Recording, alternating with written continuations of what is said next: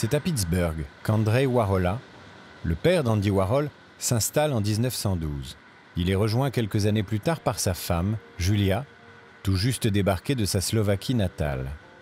Ils sont ici pour trouver du travail, attirés par les promesses de cette terre de liberté. Capitale du charbon et de l'acier, Pittsburgh et ses cheminées forment un paysage industriel imposant, d'une urbanité hyper moderne, presque effrayante.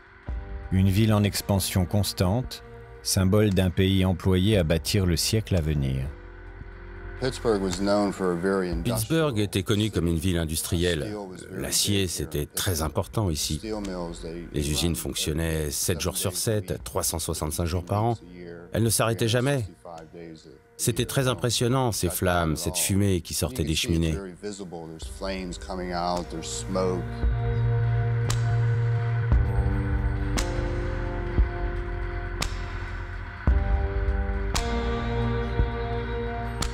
Pittsburgh, c'est la ville des très grands écarts. Il y a d'un côté les Frick, les Mellon, les Carnegie, c'est-à-dire les très grandes familles américaines qui ont pour partie construit matériellement les États-Unis, enfin la côte est américaine, et de l'autre côté, il y a tous les travailleurs.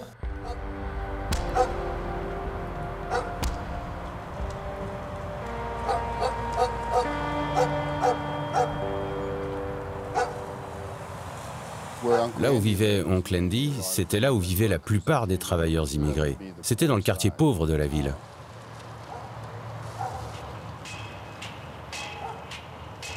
Mais la crise de 1929 enraye les machines.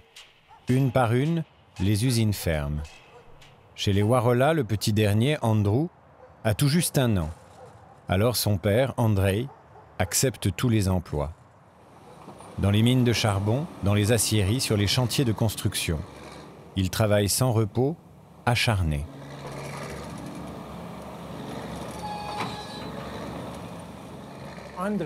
Andrei, le père d'Andy, était un gros travailleur. La moitié du temps, il n'était pas à la maison.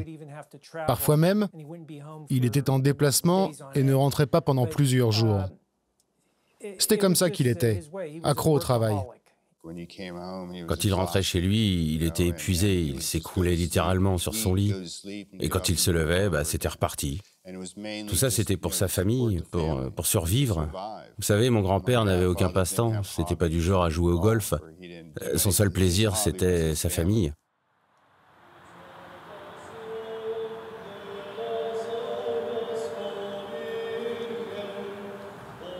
Pour les parents d'Andy, la réponse à cette misère matérielle est spirituelle, dans le respect de leur tradition religieuse.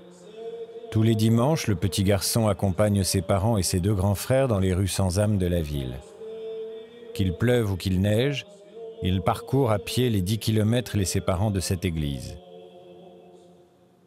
L'église byzantine catholique Saint-Jean Chrysostome.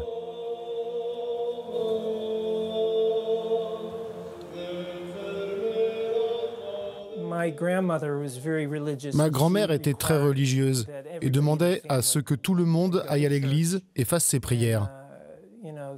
Ils adhéraient à une croyance très particulière du catholicisme. C'était des byzantins catholiques.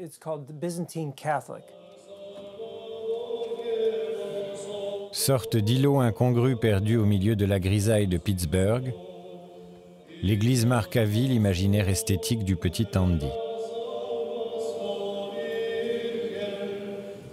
Quand vous entrez dans l'église, vous êtes émerveillé.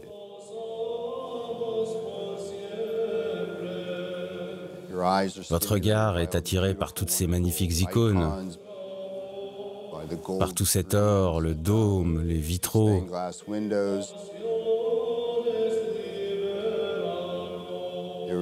Il y a une très belle liturgie byzantine en rutène, chantée par les hommes d'église.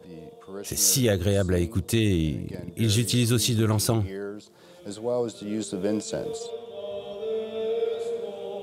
Tout cela doit symboliser les prémices du paradis sur terre. Donc quand vous rentrez dans l'église, vous êtes embrassé par la beauté, avec ses saints autour de vous et ses chants mélodieux. Andy est fasciné par ces images pieuses.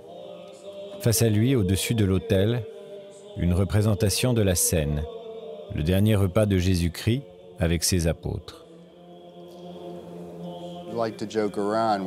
On aimait s'imaginer Oncle Andy, petit garçon assis à l'église, regardant les icônes et pensant « Mince, ça serait cool si on pouvait mettre Shirley Temple ou Marilyn là-haut. »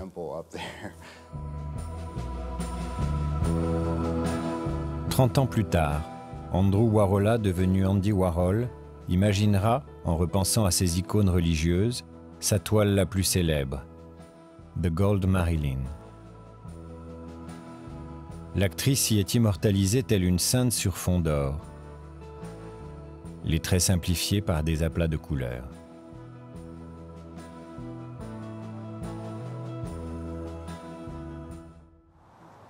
En 1934, Andrei, son père, trouve enfin un emploi fixe. La situation des Warola s'améliore. Ils peuvent alors emménager dans cette maison, à 2 pas de leur église. Une maison qui va devenir pour Andy une bulle protectrice face au monde extérieur. Andrew Warola est un enfant un petit peu spécial, très différent de ses 2 frères aînés, qui sont robustes, qui jouent au foot, qui jouent vraiment bien leur rôle de garçon. Lui, il est né de constitution plutôt fragile. Il est affligé très rapidement d'une maladie nerveuse qu'on appelle la danse de Saint-Guy. Le sujet de cette maladie ne maîtrise tout simplement pas ni ses mouvements, ni sa parole, et donc ne peut rien faire. Cette maladie l'oblige à ne pas aller à l'école pendant assez longtemps et à rester donc, littéralement dans les jupes de sa mère. Et il est ravi, hein, il passe ses journées à dessiner.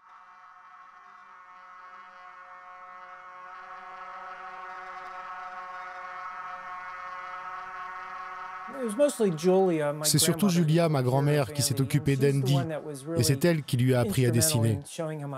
Je pense que c'est comme ça que tout a commencé. Elle a été sa plus grande influence parce qu'elle avait ce sens artistique unique en elle. Elle avait cette qualité magique. Elle avait l'habitude d'utiliser des boîtes de soupe et du papier mâché pour faire des fleurs. Ensuite, elle allait les vendre en faisant du porte-à-porte dans les quartiers les plus riches. Elle était mélomane, artiste. Elle décorait des œufs, faisait de la couture. Je pense que son talent a rejailli fortement sur Andy. Her talent rubbed off on Andy in a big way.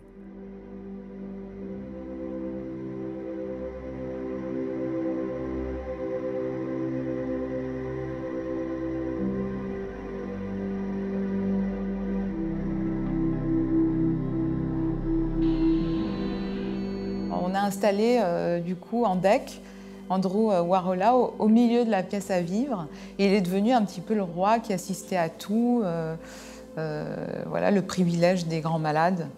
Cette maladie l'exclut d'une évolution normale de l'enfance à l'adolescence, c'est-à-dire sortir avec les copains, avoir ses premières attractions sexuelles, ses premiers émois amoureux. De tout cela, il était assez retiré. Très tôt, il a eu l'expérience d'être empêché de faire, tout simplement, et donc de regarder, de tout investir dans le regard.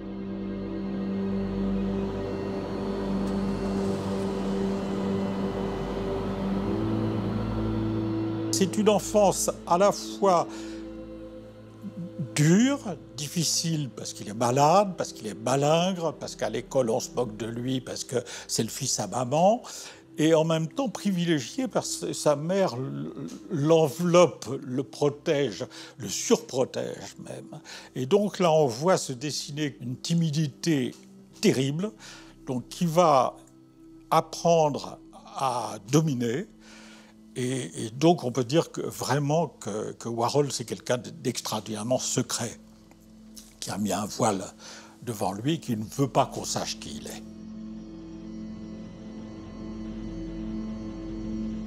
Il y a un lien, effectivement, entre cet épisode de l'enfance, assez déterminant, sans doute, et le rapport distancié qu'il aura toute sa vie avec les choses.